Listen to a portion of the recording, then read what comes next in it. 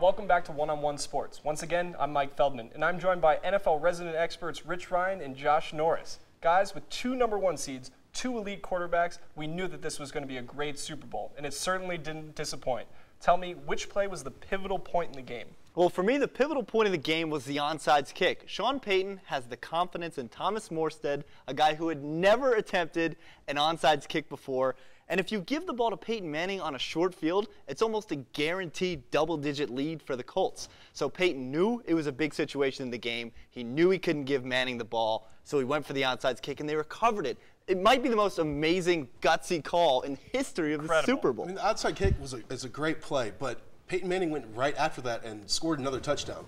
After the end of the third quarter, they were up 17 to 16 after that. So they still had the lead after the third quarter. So the Tracy Porter interception was the biggest play of the game. It sealed the game, and it really was the time when the Super Bowl was over. After that pick six, and like you said, the onside kick was a big play, but I think it showed more that Sean Payton needed more possessions because he knew his team was worse every other day of the year than on the Super Bowl day. As soon as the Saints got the ball back, though, didn't you get a feeling? I know everybody did. The Saints can win this game. Wait, the Saints might win this game. It really, for me, was the complete turning point of the game, was recovering that onside kick. Then another incredible play was the two-point conversion that they had the challenge for, and then they got a reverse, and then the Colts had to score, you know, a touchdown and get the extra point. Especially because Lance Moore barely played this season. That was an incredible catch. For sure. What a catch. In really the air, yeah. Sticks it out. Great hand. And challenge, too. Mm-hmm.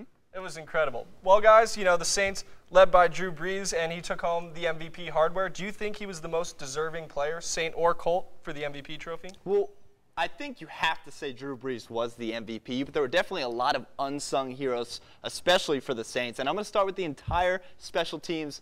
Garrett Hartley, the first kicker to make 3 field goals of 40 yards or more in a Super Bowl, and they all meant something. They were all in key points of the game, and there was never a doubt. He could make it from 65. Never a doubt. Kicks. Those all were going in. Crazy with him, too, because John Carney kicked most of the season because Garrett Hartley was suspended for the year mostly.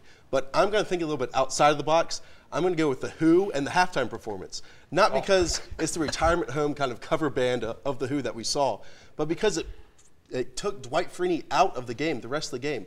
In the first half, he had a sack. It caused a lot of pressure on Drew Brees. Outside pressure was forced Drew Brees to go up the middle. But in the second half, he had to get retaped twice.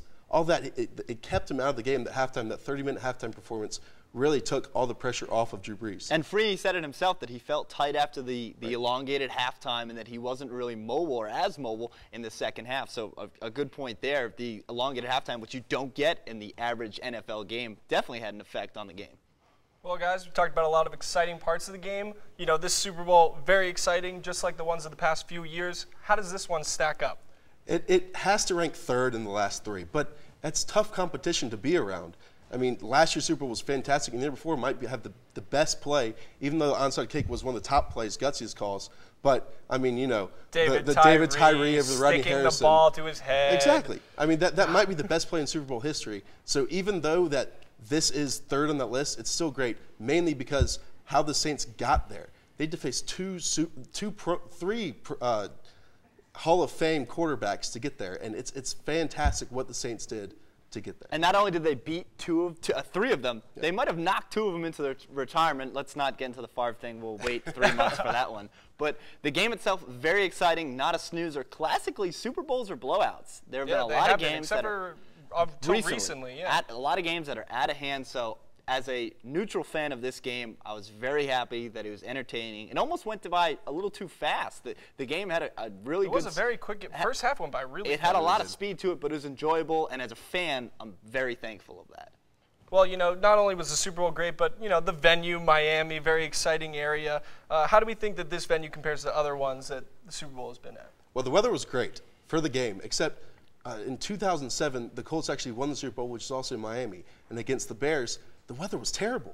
It rained the entire game. So to me, you have to play Super Bowl, the biggest game of the year, the most watched game, television program of the year, in either a dome or a stadium with a retractable roof. No. Just because you have to have perfect conditions to play a game like this. Why? caliber. The game's played in February. I think it should be moved up north. Let's have a Super Bowl in Foxborough. Let's have a Super Bowl in the new Meadowlands Stadium. Let's make weather a factor. Don't put these games in a dome, in a controlled environment where Roger Goodell can play with the meters and stuff like that. Put it outside. But that's where football was born. But doesn't that prevent the teams from playing their best? I mean, you're not going to have Reggie Bush make extraordinary plays in wet weather like they had in London a couple years ago. Did Tom Brady not score 49 points in the first half in a blizzard against the Tennessee Titans this year? I was there. The Okay. weather should not be that big a factor. But look at the Tennessee Titans this year. They were terrible then. But they came back and had a good season. But I'm back just saying, then they were terrible. They were Vince Young is a Pro Bowl quarterback in Miami. Yeah. Well, guys, Rich, Josh, thank you for stopping by. We're going to have to take a quick break, but stay tuned for more one-on-one sports.